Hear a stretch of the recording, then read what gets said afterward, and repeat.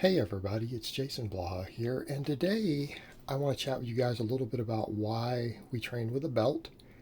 And it's worth addressing because I've had a few people ask me lately in the comments, why are you wearing a belt on so much stuff? Wouldn't your abs get stronger without it? And similar sort of questions, which is understandable if you don't understand how a belt works. Uh, but I've also had people ask things like, hey, why can't you lift this without hurting your back? Why do you need a belt? So let's talk about why we wear a belt. And I probably need to make a separate video alone addressing the abdominal question because that is a worthy topic itself. Other than I will say that the majority of coaches out there who have a science background and who are familiar with the research are going to disagree. They're going to tell you that the belt will actually potentially give you a stronger core than not wearing a belt as far as actual development goes, but that requires looking at some actual data and research. As far as why we wear the belt, I've gone back and forth a bit on this over the years. However, I have ultimately gone back to wearing a belt well over a year ago, and I've stayed pretty consistent.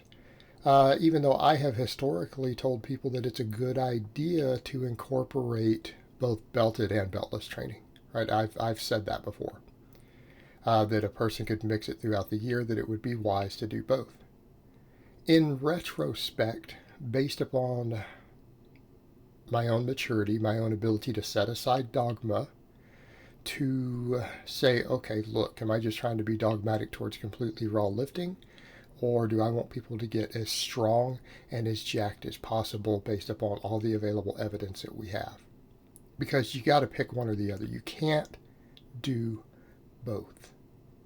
Okay, you can't teeter around on that line. And that's the direction I've gone more and more and more, is that dogmatic things have to be set aside. And we have to just look at the evidence. So why wear a belt? We wear a belt because we're stronger with a belt. So people will say, well, why do you need it for that? Obviously, I'm not trying to protect my back right now. Look at that floor press. Do you think I'm trying to protect my back with that belt? No. We wear a belt because it allows us to brace our core against a belt. It increases neuromuscular efficiency. We could talk about things like radiant effect and all of that. And I mean, a perfect example.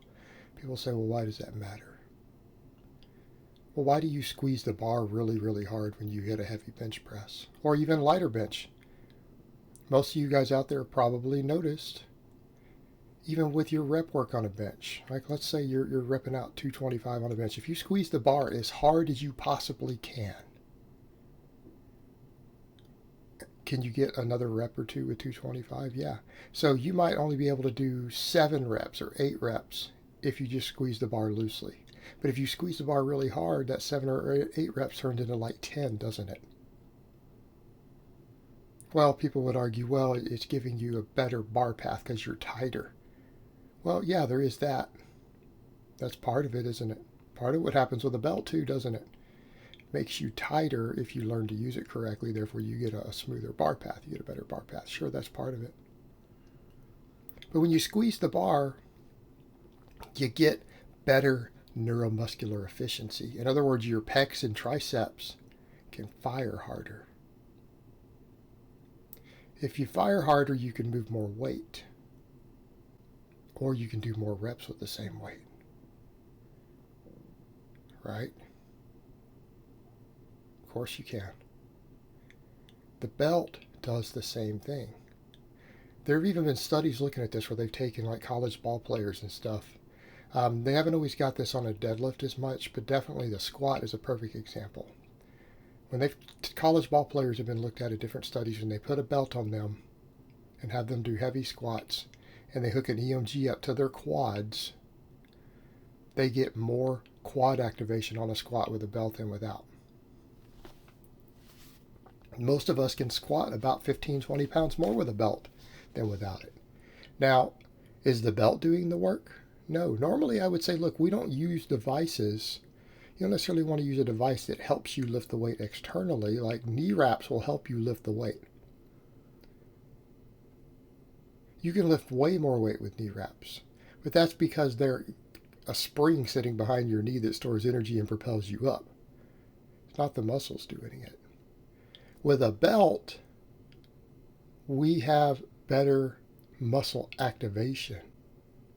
If you have better muscle activation because the belt lets you get tighter and have better neuromuscular efficiency, you can do more weight, you can do more reps, all of these things. Well, what does that equal? That equals more gains. All right? It equals more gains. Now, does it do it on every single lift? No. Probably on like single joint exercises, probably not so much. Other than maybe the curl. But look at the amount of core activity they find on a standing curl. Like a big heavy curl, if you go heavy on cheat curls, or even trying to do strict standing curls, those actually hit your core a lot. So with a belt, you're probably going to be stronger on those too. Now, I don't wear them for lateral raises. But any sort of press,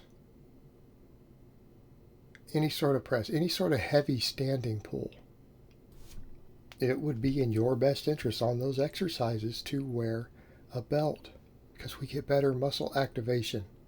And it's not me saying it, it's studies looking at this. And this is studies looking at this on college athletes and stuff. And there's a reason, you know what, for a lot of athletes, there is money studying this stuff because they care. Because if they can get better muscle activation in the gym, they can get stronger and faster out on the playing field. It helps improve your performance on your lifts. Helps improve performance on your lifts. And then we come over to the whole idea of back protection. It has nothing to do with protecting your back. In fact, back injuries shouldn't happen at all. Right? You guys see me do heavy deadlifting here, actually build up to a max. If your back is getting hurt on a max deadlift, you've got major weakness issues. Right? Your back should never get hurt on a deadlift.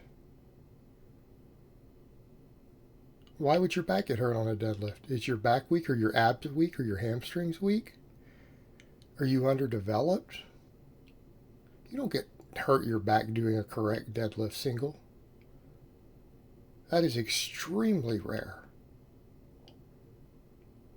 You might have muscle weaknesses. You might have major mobility issues because you're weak. You might hurt your back because you try to squat deeper than your biomechanics will allow for. That can hurt your back. But generally speaking, people who train correctly and hard, even with really, really heavy weights, very, very rarely injure their back from correctly executed maximum lifts. Now, taking sets to failure, that's a different story on some of these exercises.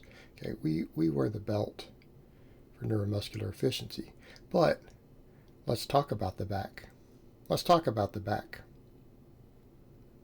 The belt raises intra-abdominal pressure, which creates what? More support for the back.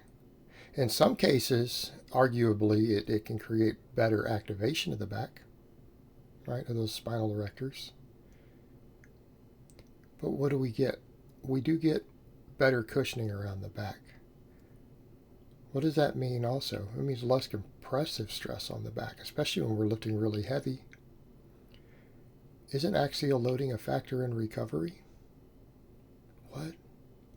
Axial loading is a factor in recovery, isn't it? There's a reason we have to limit the amount of heavy squatting and deadlifting and things we can do in a week, right? Because the axial loading component has a systemic recovery response. It has a factor. It's a factor there. Do you know that the belt slightly reduces axial loading around the low back? That intra-abdominal pressure creates more support. It can slightly reduce the axial loading. Well, that does mean we'll recover better. If we can recover better, we can lift more weight and do more training. Right? Belt's a recovery tool also. The belt is a recovery tool. So when people say, why would you wear a belt for this or that? Well, why wouldn't you wear a belt? If we can train harder, get better muscle fiber recruitment and recover from it slightly better, all of these are minor, but they're there with a belt, why wouldn't we wear a belt on every single exercise that benefits from it? If you don't, it's just ignorant, unless you have a reason not to. All right, guys, well, that's really all I have to say on that today. I hope it's been informative, and I will talk to you guys next time.